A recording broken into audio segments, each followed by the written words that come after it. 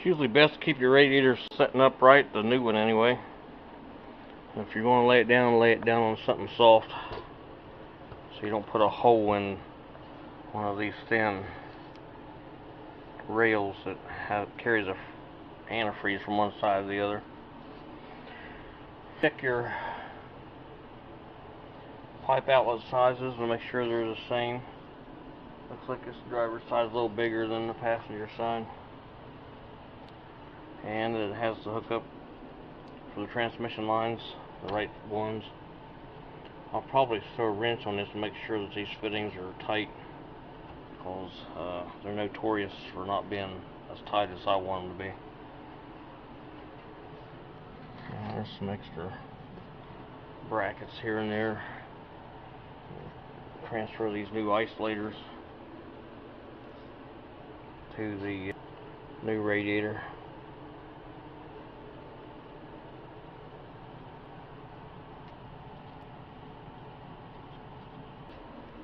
And like I say, the isolator mounts are on the bottom.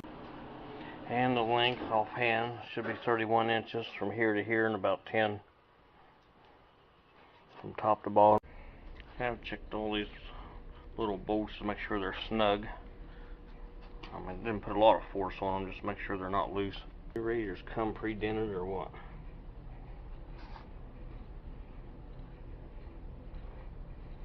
I don't know.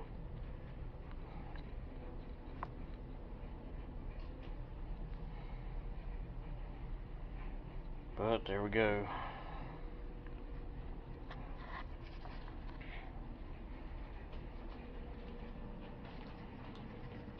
I'm going to go ahead and slip this viscous clutch band shroud back in there, just so I don't have to worry about damaging the radiator fishing it down in there.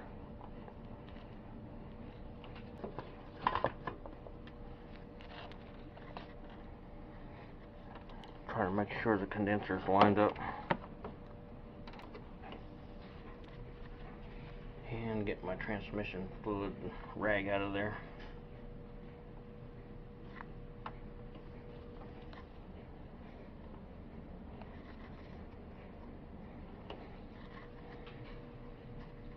Push the radiator hose and transmission lines back a little bit. That went down in there without incident. Just make sure that these condenser mounting brackets don't hit the paint job on the way down. They're really sticking out there. Make sure that you've got the radiator settled down into the rubber isolators. You can kind of look into the front and see them. Typically the threads will be sticking up to put these cap nuts back on, as if it's down pushing up on the condenser from the radiator being mounted in there. If you lift up, they drop out. The only way that could happen is if the rubber bushings are pushing up on the condenser to push them through. And it's just a matter of hooking the lines back up and putting this transmission line 5/16 back into this clamp.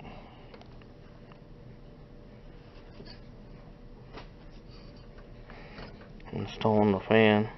You can put a little transmission fluid on this nipple. I left the rubber caps on most of the outlets to keep dirt out of them. Stick this lower radiator hose in its place.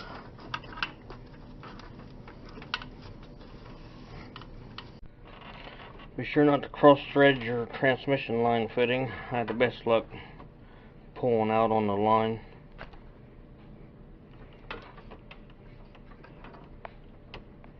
And then thread it all the way down by hand. That should be relatively easy for the most part.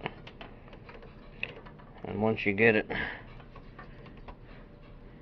push the slack out of it, but it's still flexible, still moving.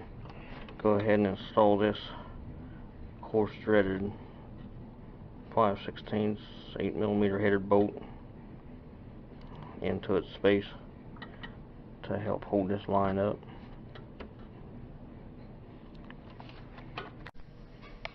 Use 2 wrenches, tighten the transmission line down, one to back up the fitting on that plastic tank, the other to tighten the fitting down. These are 19 millimeters or 3/4, either one, as the radiators may vary.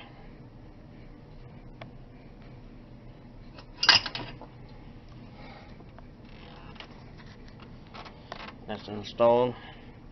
I'm going to go ahead and drop the electric fan back down in there. The radiator hose is on. Look for any interference anywhere.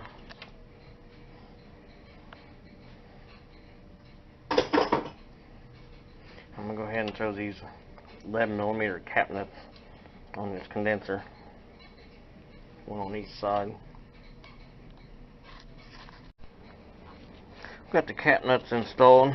Just kind of push down these brackets to get them started. They're kind of a pain.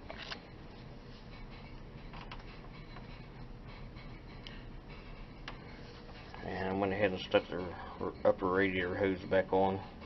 I usually try to put the clamp back in the original position, because that's what unless you're putting new hoses on it, then it ain't gonna matter too much. But since the hose is already smashed down in those areas, it'll help reseal it. I'm going to stick the header plate back on it after I put the fan in here. The electric fan. It went down in there without incident. And then the fan shrouds, make sure they're down in their slots down on the bottom. And they'll bolt back in place in these slots here with the little fine threaded jobs.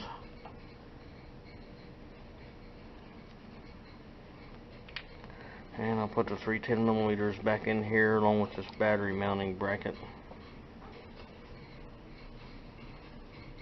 And the overflow hose has the clamps that mount along these fan shroud brackets.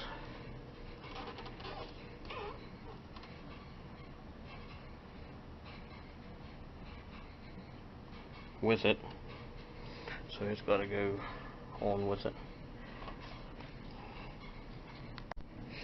Nothing on that I can say is make sure that the radiator mounting studs are sticking up, the isolator studs.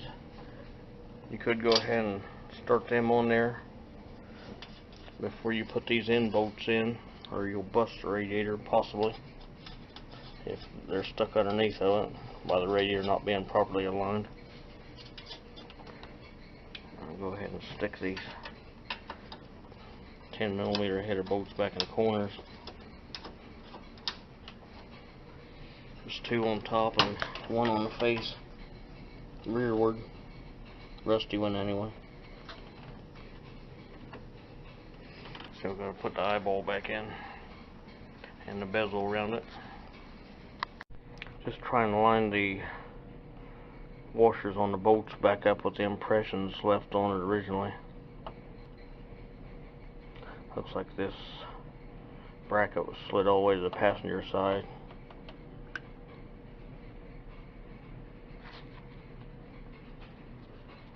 Put the nose clip nuts back on.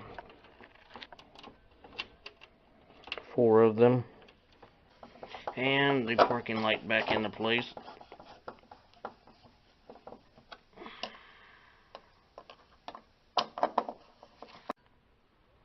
And finally the 2 coarse threaded screws in the top of the headlight bezel. Snaps in the bottom and screws in the top. Looks like I'm in business.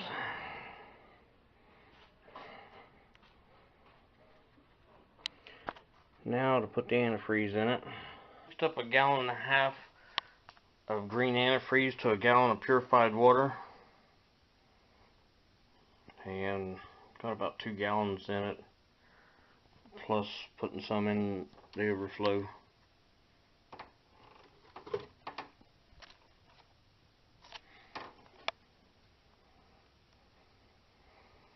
So it's time to start it up. The fan's plugged in, lines are hooked up. You want to check your transmission fluid after it gets hot. Make sure it's still on a full mark or close to it. The nose clip nuts are tightened down. Fans are in place. Lines aren't rubbing against anything. Fan's not hitting anything. And the drain's shut on the radiator tight. The only thing you really want to do is make sure that your hood latches properly when it goes down.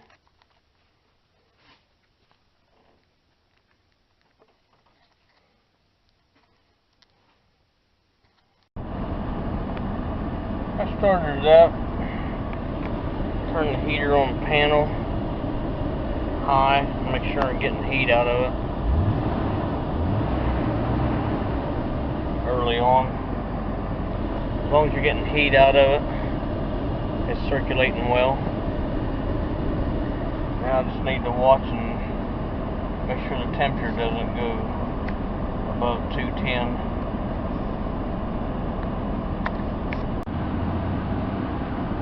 I'm revving it at around 2,000 RPM for the first 30 seconds to a minute every now and then. Make sure it has circulation and it's still putting out more heat and good heat.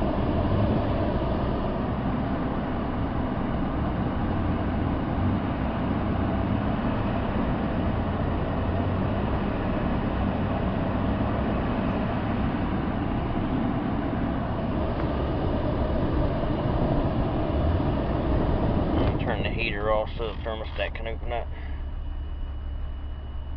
Alright, the thermostat's open up. The viscous clutch fan is making generous amounts of heat. I'm checking for leaks now. I don't see any. This electric cooling fan's set to come on at 223 degrees if the engine reaches that temperature with the air conditioner off. Otherwise it's running with the air conditioner on, or it can come on when the air conditioning pressure gets to around 300 psi. Looks good. It's been running about 10 minutes and it's staying well below 210.